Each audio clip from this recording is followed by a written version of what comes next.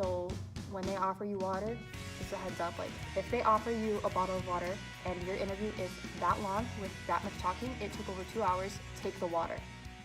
Take the water. Hi, my name is Tessa and I am currently student teaching. I am student teaching in a rural school in Iowa. I'm up in northern Iowa, so it's still kind of a little chilly here, but we are finally up in the 40s, so I am very much appreciating this weather right now. So one of the things that I think is very helpful, and I just got done with all of this process, is job interviewing. So this is actually something I have always seen a lot of value in the job interview process from a young age. When I was an FFA member, I actually did the job interview contest as a sophomore in high school, and I ended up going to state, which is really good, especially because I was from the Northeast District, and it's a really competitive district. So the problem was I decided I was good enough to get to state, so I didn't have to practice anymore, so I got bronze. But since then, I have actually used the skills I learned in that contest many, many times. And as a student teacher, I actually just got done interviewing for jobs. I am waiting right now to hear back about school board approval from the school that hopefully I'll be at next year. So expect a video come probably later about how, like, what to do after you get a job. But for now, I thought I'd learn some of the things I learned about the teaching interview process. As many of you guys probably know, there are a ton of different ways that your teaching interview could go. I didn't ever have to do an interview where I had to teach a lesson or anything like that. I did do one interview that was actually at 2 schools because they were going to have a shared ag teacher. So that was kind of like 2 interviews in a day. That was tiring, let me tell you. And then I did a kind of like personal interview. So it was a principal and the current ag teacher. They were hiring a second ag teacher. So that was a super like very conversational interview and whatnot. And then the last one I did had the principal, activities director, special ed teacher, one of the science teachers, and 2 FFA members all in the interview. And it was kind of like a panel, but like we were all at like a business table. But I first met with the principal, and then she gave me a tour. She asked me a couple questions that she didn't want to ask in front of the 2 chapter officers. And then I had kind of a one-on-one with the activities director. And then from there I went to like the panel style interview. So when they offer you water, just a heads up, like if they offer you a bottle of water and your interview is that long with that much talking, it took over 2 hours, take the water. Take the water, I'm serious. You'll have such cotton mouth by the end of it from talking so much.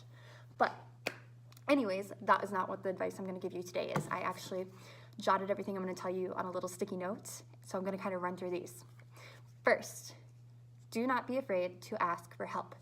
If you are student teaching, ask your principal, ask your superintendent, ask your cooperating teacher, ask your old high school teacher, ask any old bosses, ask any other ag teachers you know, or other whatever you're teaching, I guess, any other teachers in general that you know, your old like previous teachers, professors, whoever. Ask for help, get your cover letter looked over, and have your resume looked over, because they're all gonna have different opinions, and you should take whichever opinion out of all of those you like best. But use their opinions because they have experience, they know the industry, they know what it's like to get a teaching job, and they know what administration is looking for, especially your superintendents and principals. They're gonna be like the best people to ask for in terms of what should be on your resume. So for example, I had a study abroad trip to Haiti. One of the things he recommended is actually I specify what I was studying in Haiti, because a lot of people just go on a study abroad where they basically just tour the country. So he said to specify. I did kind of some agronomy work while we were in Haiti, so I just put like a little tiny snippet underneath that.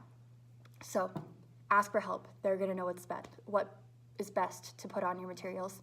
And yeah. Number 2, narrow down your search, but don't be afraid to interview at places you're not 100% sure you'd want to work at.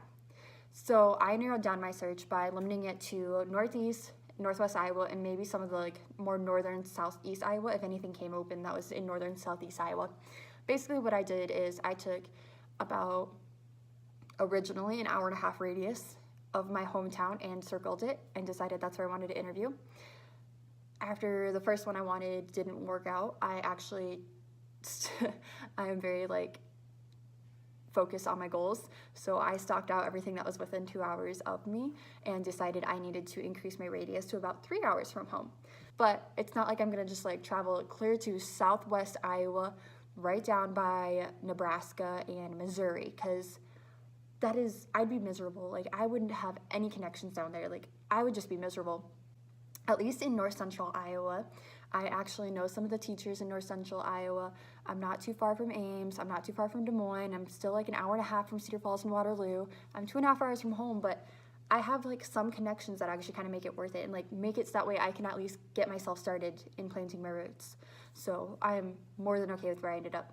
So narrow down your search. The nice thing about interviews is that's your chance to get to know what they have to offer as well, like what they have to offer for facilities, curriculum, pay, because I know like we all just got done with college, we are kind of focused on the pay, but keep your mind open.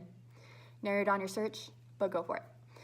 Number 3, have goals for yourself and your classroom as a teacher. So in order to have goals that are specialized to the school you're interviewing for, you need to know a little bit about where they're at now. So in order to bring them from A to B, you have to know what the A is. So in the interview that hopefully got me a job, I actually knew a lot about their FFA chapter and their ag program because I had stalked the heck out of their social media, and I knew exactly what they do for community activities.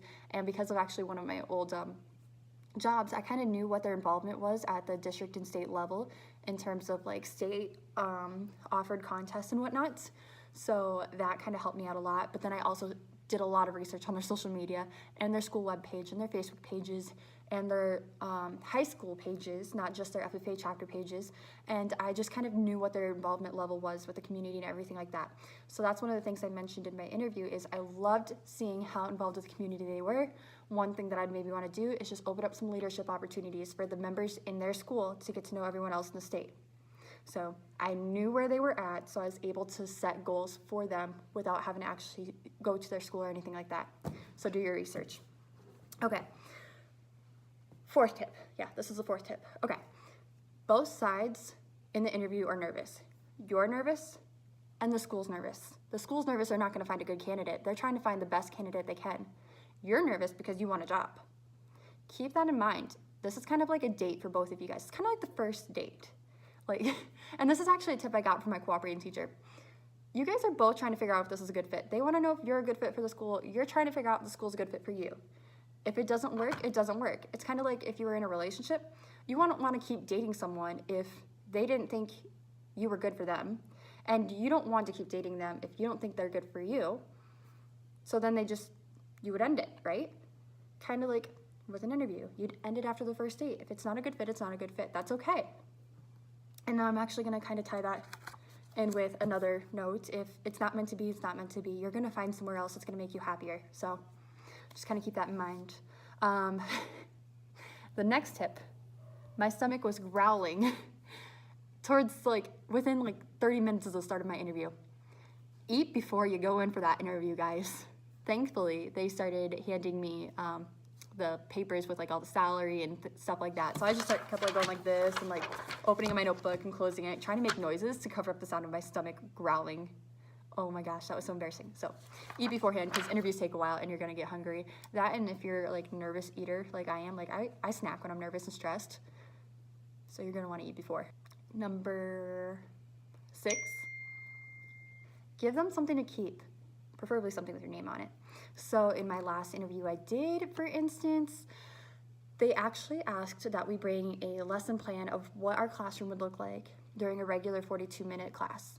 So I brought that to them, and one of the things I actually did when they tried handing them back to me, I'm like, nope, you guys can keep that. I know we didn't have a lot of time in the interview to look at those, but feel free to look over those in your spare time and whatnot. They're yours to keep.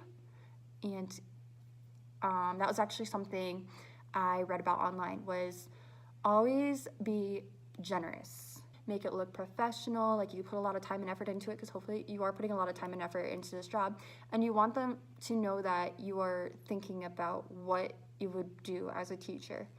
So just kind of food for thought. Give them something to keep. Be generous. Next tip I would say is smile and be positive throughout the entire interview. You don't want to look like you're a Debbie Downer. You don't want to look like you're going to be the scary teacher. You want to smile and be positive and just kind of give them a good vibe. Very important. That's going to give them a big impression of what your personality is going to be like. And last, thank them.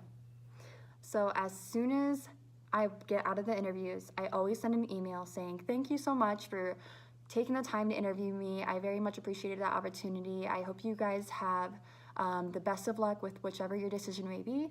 Yada yada, sum that up. Thank you, comma, and then insert my name. And then when I get home, this is also advice I got from my actual previous high school ag teacher. She always said, email them as soon as you can, so make sure you know their names. And then once you get home, send them handwritten thank yous. And what she said she actually would do is she would actually have the thank yous ready, written and everything like that, or just ready to go, except she had to fill in their name, and then she'd drop them right in the post office on her way out of town. I definitely sent the email ones as soon as I could, and then I'd always send the handwritten thank yous. I'd write them actually when I got home, because then I kind of got a feel for what their personality types were and how to write the thank yous. So what I actually would do to help with this is I would actually, again, I'm very goal oriented, so I would actually look at their whole entire staff directory and decide, okay, it could be a special ed teacher, it could be a technology integrist teacher, it could be the current ag teachers, science teachers, industrial tech teachers, principals, vice presidents, and I'd make a list of all the people I thought it could be. And then from there, while I was in the interview, I'd actually put a check next to their name if they were in there. And then if I didn't have them on my list, I'd add their names down. So for the 2 officers, I would just write their names down. And actually, on the email thank yous, I just said to the principal, please tell so-and-so that I also appreciated them taking time out of their school days to interview me. So I just kind of had it prepped to know who to write thank you to. So then I could just easily look up their emails and then send that right out. So there you go. That is what I thought were the biggest things that helped me with my job interview process. Hopefully some of that helps you guys. Best of luck finding a job, or if you already have a job, best of luck of looking other places. Never forget, job interviewing is always a skill that is going to come in handy no matter what season of life you are in, because you never know when you're going to need that skill, and it's better to have it ready and prepared than to wait till the last minute and be like, crap, I don't know what I'm doing. So yeah, if you have any questions, drop those down below in the comments. Otherwise, good luck.